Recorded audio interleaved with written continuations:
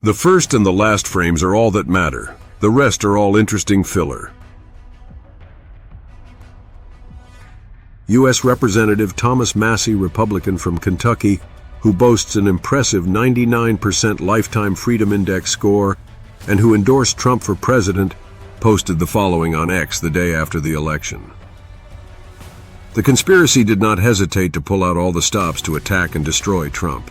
And despite the odds of getting where we are now, we mustn't squander this historic moment to dismantle the deep state, rein in big government, and restore adherence to the U.S. Constitution. Trump's resounding victory presents the greatest opportunity in the entire history of the JBS to fully withdraw from the United Nations.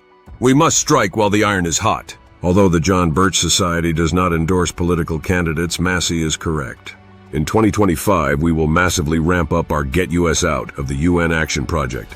Although the UN is not yet a full-fledged world government, its architects created it with the goal of gradually making it into one. John Foster Dulles, who helped draft the preamble of the UN Charter and served as a delegate to the UN General Assembly in 1946, 1947, 1948, and 1950, wrote the following in his book War or Peace, published in 1950. The United Nations represents not a final stage in the development of world order, but only a primitive stage. Therefore, its primary task is to create the conditions which will make possible a more highly developed organization. Later in the same book, Dulles said, "I have never seen any proposal made for collective security with teeth in it, or for world government, or for world federation, which could not be carried out either by the United Nations or under the United Nations Charter." Dulles was a member of the Council on Foreign Relations, a deep state think tank dedicated to the creation of a one-world government along socialist lines with the subservient involvement of the United States, and served as Secretary of State from 1953 to 1959 under President Dwight Eisenhower. Dulles was no conspiracy theorist or detractor. He was a knowledgeable insider.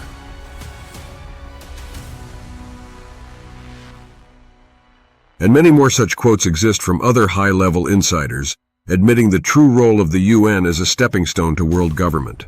Withdrawing the United States from the UN would set back the conspiracy by decades and save our national sovereignty and independence by withdrawing us from entangling alliances. If our country remains in the UN, it gains nothing and risks losing everything. Take, for instance, the UN's Agenda 21 and 2030 Agenda for Sustainable Development. No stone of human activity is left unturned by these globalist master plans.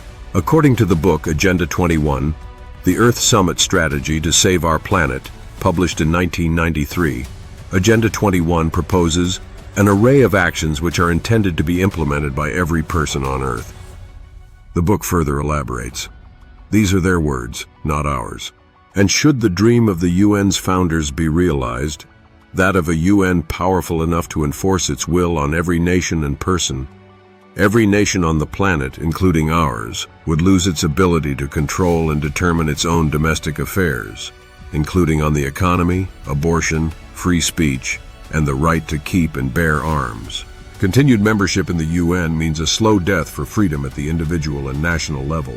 For these reasons and more, we must urge every member of the incoming 119th Congress to reintroduce and pass legislation to terminate U.S. membership in the United Nations, such as the Disengaging Entirely from the United Nations Debacle, Defund Act, or the American Sovereignty Restoration Act. Both bills would repeal the United Nations Participation Act of 1945 and the United Nations Headquarters Agreement Act of 1947. In other words, they would get us out of the UN and get the UN out of the United States. Achieving this is essential to putting America first. Local organization, especially in the form of ad hoc committees, is essential to accomplish this. We know the holiday season can be very busy, but our success counts on you. Please take some time to contact your incoming U.S. representative and senators and urge them to put America first by introducing and sending to President Trump's desk UN withdrawal legislation. For more information about our Get US Out of the UN Action Project, visit jbs.org/UN.